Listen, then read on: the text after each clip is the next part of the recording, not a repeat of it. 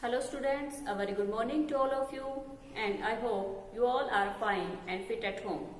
Students, class 12th history में उम्मीद करती हूँ कि आपने अपनी जो प्रोजेक्ट फाइल है वो प्रिपेयर कर ली होगी और उसके बाद हम रिवीजन वर्क में आज न्यू चैप्टर स्टार्ट करने वाले हैं and the new chapter is an imperials capital of Vijayanagar. Vijayanagar साम्राज्य जो इम्पोर्टेंट चैप्टर है हमारी क्लास 12th हिस्ट्री में, इसके बारे में आज हम थोड़ा सा रिवीजन वर्क में देखने वाले हैं। विजयनगर साम्राज्य कह सकते हैं कि अपने आप में एक एम्पायर भी था, एक साम्राज्य भी था और विजयनगर की प्रेजेंट जो लोकेशन है वो हमारे साउथ इंडिया में पड़ती थी, यानी कि साउथ इंडिया का एक बहुत ही कह सकते हैं कि समृद्ध जो साम्राज्य के रूप में स्टेब्लिश था विजयनगर साम्राज्य।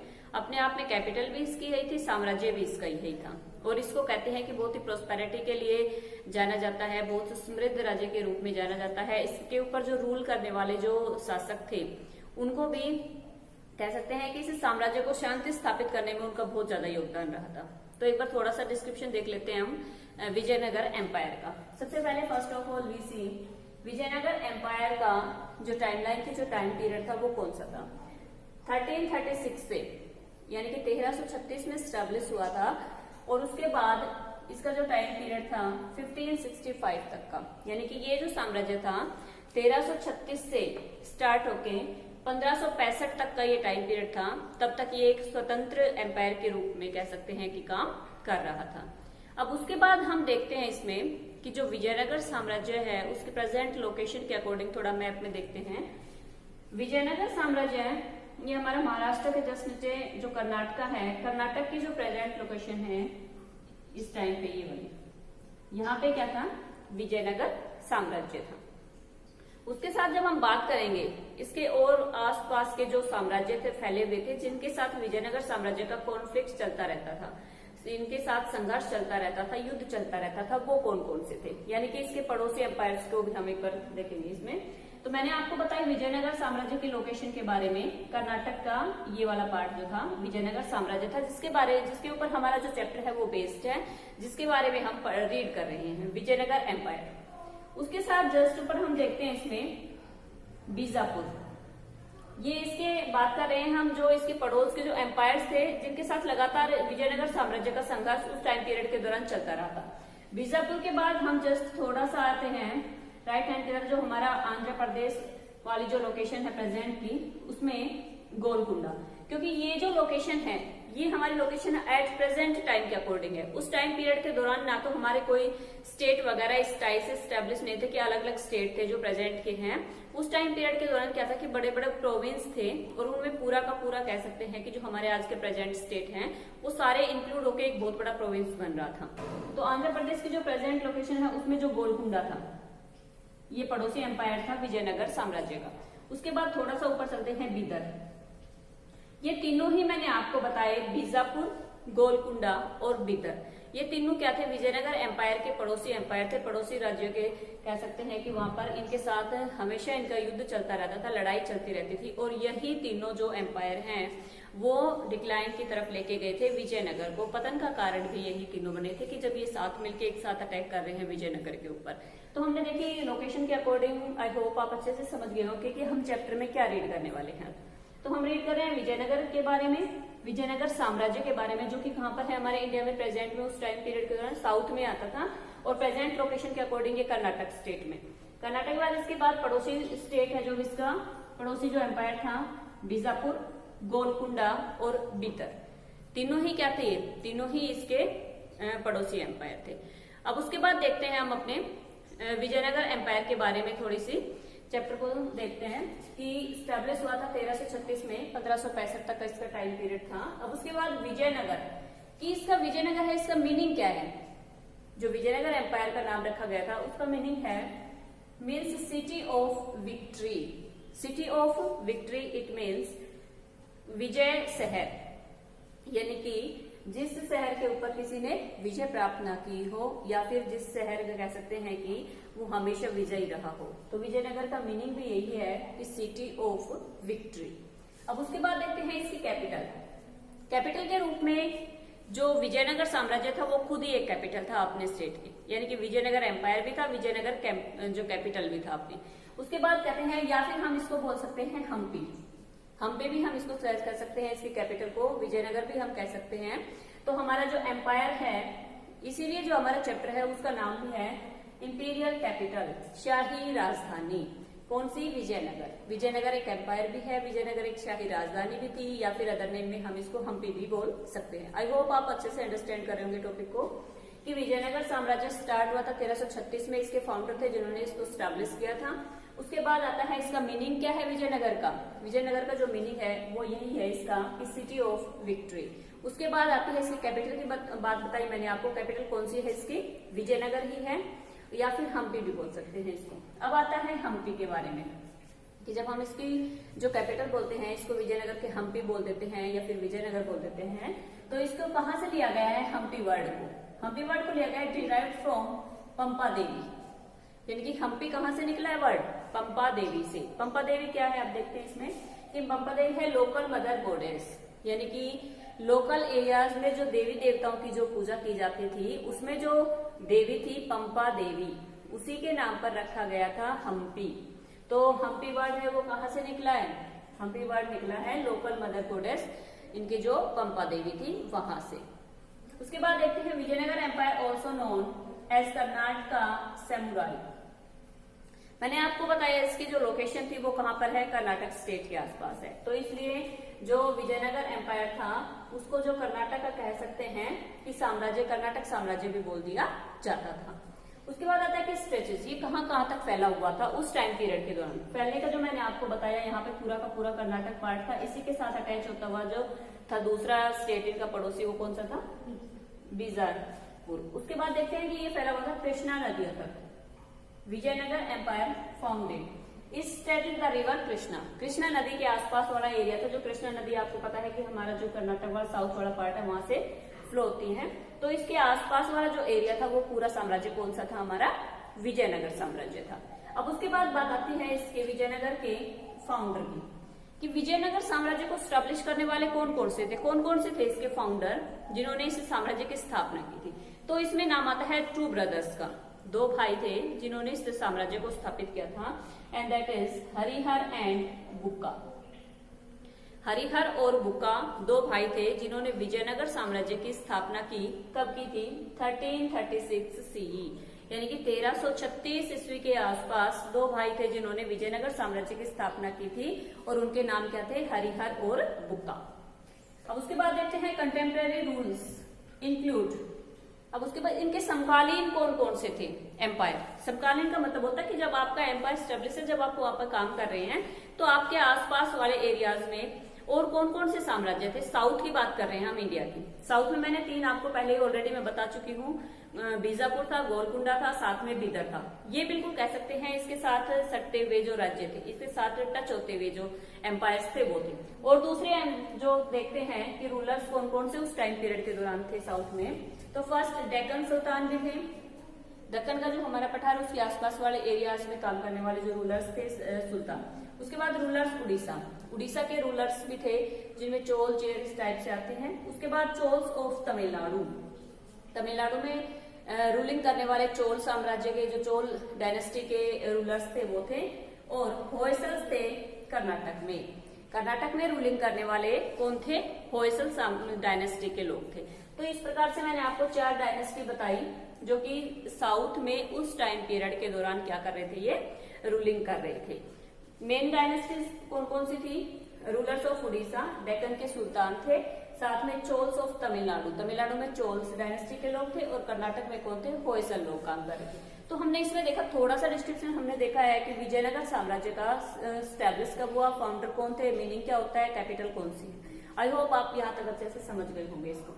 अब उसके बाद देखते हैं हम 1565 की बात करते हैं। Vijayanagar was plundered in the battle of Talikota. अब एक बार थोड़ा सा डिस्क्रिप्शन ये देखेंगे कि हमने यहाँ पर जो मेंशन किया था 1336 से लेके 1565 तक का ये टाइम पीरियड था, जब 1565 में ये जो साम्राज्य था क्या हो गया था? नष्ट हो गया था, या कह सकते हैं कि इसको खत्म कर दिया गया था। अब उसके बाद हम बात करते हैं कि विजयनगर 1565 में 1565 में जो तालीकोटा की जो लड़ाई थी उसमें विजयनगर साम्राज्य को पराजित करने वाले, उसको हराने वाले कौन कौन से थे? यहाँ पर मैंने लोकेशन में आपको बताया था बीदर, गोलकुंडा, बीजापुर, साथ में एक और एम्पायर था इनके साथ अहमदनगर। ये तीनों की सेनाएं मिलकर विजयनगर साम्राज्य की जो सेनाएं थी जो उनको हरा के और 1565 में विजयनगर, और वो जो स्थान था वो कौन सा था, तालीकोटा का। तालीकोटा का जो स्थान था उसको राक्षसी तांगड़ी भी बोला जाता था। ये तो इसको कह सकते हैं, बहुत ही इंपॉर्टेंट है ये कि बैटल ऑफ तालीकोटा या फिर बैटल ऑफ राक्षसी तांगड़ी। तो इस प्रकार से 1565 में विजयनगर एम्पायर था वो डिक्लाइन हो गया था या खत्म हो गया था। अब उसके बाद हम बात करते हैं इसमें डिस्कवरी ऑफ हम्पी, कि हम्पी की जो डिस्कवरी है, ये तो मैंने आपको थोड़ा सा डिस्क्रिप्शन बताया विजयनगर साम्राज्य के बारे में, विजयनगर साम्राज्य के बारे में कि इसके फाउंडर कौन थे, किस प्रकार से स्टेब्लिश हुआ, क्या इसका मीनिंग है, किन किन एरियाज में ये फैला हुआ था, और साथ में ये कब डिक्लाइन हुआ था, यानी कि कितने टाइम पीरियड तक इसने रूलिंग की थी, और इसके जो पड़ोसी एम्पायर्स थे वो कौन कौन से थे। अब इसके बाद थोड़ा सा डिस्क्रिप्शन हम देखेंगे इसमें कि हम्पी जो कैपिटल मैंने आपको बताई थी उसको डिस्कवर्ड कब किया गया था, किसने खोजा था उसको, कहां से हमें उसके अवशेष मिले थे।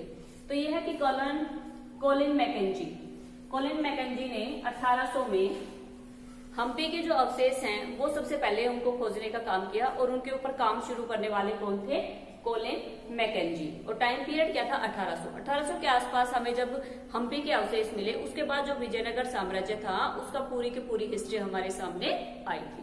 अब उसके बाद बात करते हैं थोड़ी सी कोलिन मैकेंजी की, कि कोलिन मैकेंजी कौन थे। ये एक इंजीनियर थे, एक कार्टोग्राफर थे, यानी कि एक मैप कार्टोग्राफर होता है कि जो मैप वगैरह डिजाइन करने का काम करता है, इंजीनियर भी थे, साथ में कार्टोग्राफर भी थे, और उन्होंने पूरा का पूरा जो मैप था विजयनगर साम्राज्य का, विजयनगर के बारे में पूरा का पूरा मैप इन्होंने बनाया, और उसके बाद ये जो सिविलाइजेशन थी, ये जो एम्पायर था वो हमारे सामने आ पाया।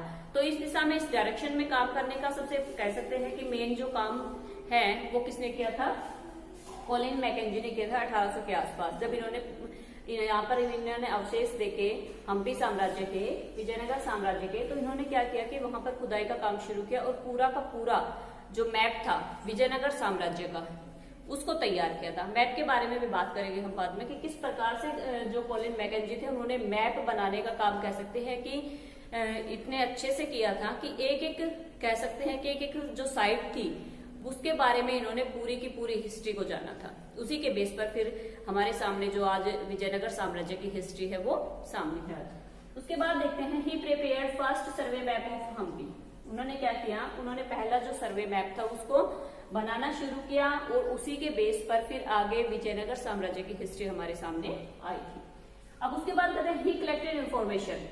साथ में ये नहीं है कि उन्हें सिर्फ जो एविडेंस मिले हैं उन्हीं बेस पर उन्होंने पूरी की पूरी जो हम्पी की कह सकते हैं कि इंफॉर्मेशन है वो हमारे सामने है, बट इन्होंने क्या किया फिर बाद में धीरे धीरे वहां से उस टाइम पीरियड के दौरान जो कह सकते हैं कि जो भी इन्हें एविडेंस मिले, इन्होंने इंफॉर्मेशन कलेक्ट करनी शुरू कर दी।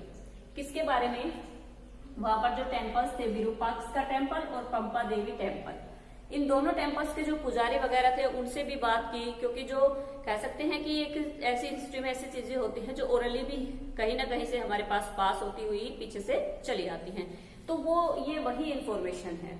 किसके बारे में, टेम्पल्स के बारे में। कौन कौन से टेम्पल्स थे, ये लोकल डायटी के टेम्पल्स थे इनके, जो कह सकते हैं कि विरूपाक्ष का मंदिर और पंपा देवी मंदिर। पंपा देवी मंदिर के नाम पर ही मैंने आपको बताया था कि हम्पी का नाम पड़ा था।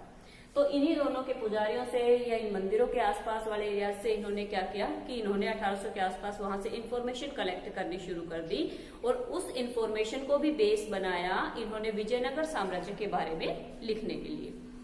आगे देखते हैं इसमें थोड़ा सा। उसके बाद आते हैं सोर्सेज, कि ये तो सिर्फ हमारे पास क्या है, कोलिन मैकेंजी के एविडेंस है जिनके बेस पे हम विजयनगर साम्राज्य के बारे में बता रहे हैं। लेकिन हिस्ट्री में सिर्फ एक चीज को, आप किसी भी चीज को बेस नहीं बना सकते हैं, आपके पास और भी सोर्स होने बहुत ज्यादा जरूरी हैं, क्योंकि हमारी हिस्ट्री में एक मेन चीज है हमारे पास स्रोतों की अवेलेबिलिटी। अगर हमारे पास किसी चीज के सोर्स अवेलेबल है तो ही हम उस चीज के पास्ट के बारे में जान सकते हैं, अदरवाइज हमारे पास कोई इन्फॉर्मेशन ही नहीं होती है उनके बारे में पीछे से। तो उसके बाद देखते हैं कि कौन कौन से सोर्स हैं जो विजयनगर साम्राज्य के बारे में हमें बताते हैं। First of all works of Colin Mackenzie. सबसे पहला बेस हमारा यही है कि कोलिन मैकेंजी ने 1800 के आसपास जो मैप तैयार किया विजयनगर साम्राज्य के बारे में, वो हमारे पास सबसे ज्यादा बेस्ट सोर्स है। किस चीज का, क्योंकि एविडेंस मिले हैं, एविडेंस के बेस पर ही आप उस चीज के बारे में जानना शुरू करते हैं। सेकंड है आर्कियोलॉजी। उसके बाद मॉन्यूमेंट्स, मॉन्यूमेंट्स में जो स्मारक वगैरह हमें मिलते हैं।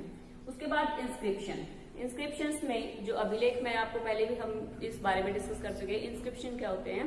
अभिलेख होते हैं जो कि किसी कठोर सतह के ऊपर खुदे हुए होते हैं, लिखे हुए होते हैं, चाहे वो रॉक है, चाहे वो स्टोन है, चाहे वो वॉल है। ये सारे के सारे इंस्क्रिप्शंस जो उस टाइम पीरियड के दौरान मिले वो भी हमारे पास सोर्स हैं। अकाउंट्स ऑफ फॉरेन, उसके बाद जब जो मैकेंजी थे उन्होंने इसके ऊपर काम शुरू किया, तो जो टाइम पीरियड था विजयनगर साम्राज्य का 1336 से 1565 के दौरान, इस दौरान जो भी ट्रेवलर्स आए थे, विदेशों से आए, चाहे हमारे इंडियन के कह सकते हैं कि उन्होंने ट्रेवलिंग की उस एम्पायर में, तो उन सभी चीजों को भी बेस बनाया। फॉरेन्स के जो अकाउंट्स वगैरह थे, जो उनके वृत्तांत थे, उन चीजों को भी बेस बनाकर क्या लिखा गया? विजयनगर साम्राज्य की हिस्ट्री लिखी गई। उसके बाद ट्रेवलर्स, ट्रेवलर्स में आप कहीं से भी कह सकते हैं कि फॉरेन से भी आने वाले हैं या फिर हमारे इंडिया के भी जो ट्रेवलर्स हैं उनके बारे में।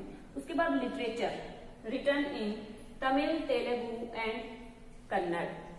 क्यों इन तीनों ही लैंग्वेज की बात यहाँ पे क्यों की जा रही है? क्योंकि हमारे जो विजयनगर साम्राज्य जिसके बारे में हमारा जो चैप्टर बेस है, जिसके बारे में हम रीड कर रहे हैं, वो चीज क्या है कि वो हमारे इंडिया की, मैंने बताया था कि साउथ में आती है, और साउथ की लैंग्वेजेस हमें पता है कौन कौन सी है मेन। तो उस टाइम पीरियड के दौरान जो तमिल में जो साहित्य लिटरेचर लिखा गया था, तेलुगु लैंग्वेज में लिखा गया था या फिर कन्नड़ लैंग्वेज में लिखा गया था, वो हमारे पास भी आज सोर्स के रूप में अवेलेबल है। उसको भी हम एक स्रोत के रूप में आज इस्तेमाल करते हैं जब किसी भी चीज का कह सकते हैं विजयनगर के बारे में जब हम हिस्ट्री में रीड कर रहे होते हैं।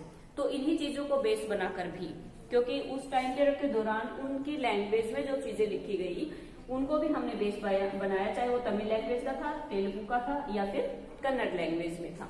तो ये सारी चीजें हमें क्या बताती हैं? ये सारे के सारे जो सोर्स हैं वो हमें बताते हैं कि विजयनगर जो साम्राज्य है, विजयनगर साम्राज्य के बारे में इंफॉर्मेशन देते हैं कि विजयनगर साम्राज्य के कौन कौन से सोर्स हैं जिसके बेस पर विजयनगर साम्राज्य के बारे में हमें पता चलता है। And that is works of Colin Mackenzie, archaeology, monuments, inscriptions, travellers accounts, साथ में कह सकते हैं कि literature written in Tamil, Telugu and Kannada. तो ये सारे सोर्स आज हमारे पास अवेलेबल है जिनके बेस पर हमारा जो विजयनगर साम्राज्य है उसके बारे में हमें पता चलता है। तो स्टूडेंट्स, आज हमने स्टार्ट किया अपना चैप्टर विजयनगर साम्राज्य के बारे में। विजयनगर साम्राज्य क्या हो, जो बेसिक इन्फॉर्मेशन है वो आपको अच्छे से समझ आ गई होगी कि कब से कब तक विजयनगर साम्राज्य का टाइम पीरियड था, टाइमलाइन क्या थी इसकी, साथ में इसकी कैपिटल क्या थी, साथ में हमने इसमें देखा कि कौन इसके फाउंडर थे, साथ में कौन कौन से इसके जो पड़ोसी एम्पायर्स थे वो इसके आसपास वाले एरियाज में थे, साथ में क्या प्रेजेंट लोकेशन थी विजयनगर साम्राज्य की। उसके बाद हमने देखा कि हमारे पास कौन कौन सोर्स हैं जिनसे हमें विजयनगर साम्राज्य के बारे में पता चलता है, और इस डायरेक्शन में हमारे लिए काम करने वाले जो आर्कियोलॉजिस्ट थे वो कौन थे। तो उसके बारे में मैंने आपको बताया कि कॉलिन मैकेंजी। तो आई होप आपको जो मैंने बताया कि विजयनगर साम्राज्य के बारे में, ये आपकी जो बेसिक इन्फॉर्मेशन है वो आप इस बेस के ऊपर ही हमारा सारा का सारा जो चैप्टर है वो बेस है, और आपको ये इन्फॉर्मेशन आपको कह सकते हैं बेसिक सी जो हमारे चैप्टर की इन्फॉर्मेशन थी वो आप अच्छे से इसको समझ गए होंगे। तो इम्पोर्टेंट चैप्टर है ये हमारी क्लास 12th हिस्ट्री से। इसके कह सकते हैं कि आप बहुत अच्छे से इसको रिवाइज कर सकते हैं, साथ में इसके जो क्वेश्चन आंसर हैं वो भी इम्पोर्टेंट हैं, तो उनको भी एक बार स्टूडेंट्स रिवाइज कीजिए। बाकी नेक्स्ट वीडियो में। Okay student, thanks to all.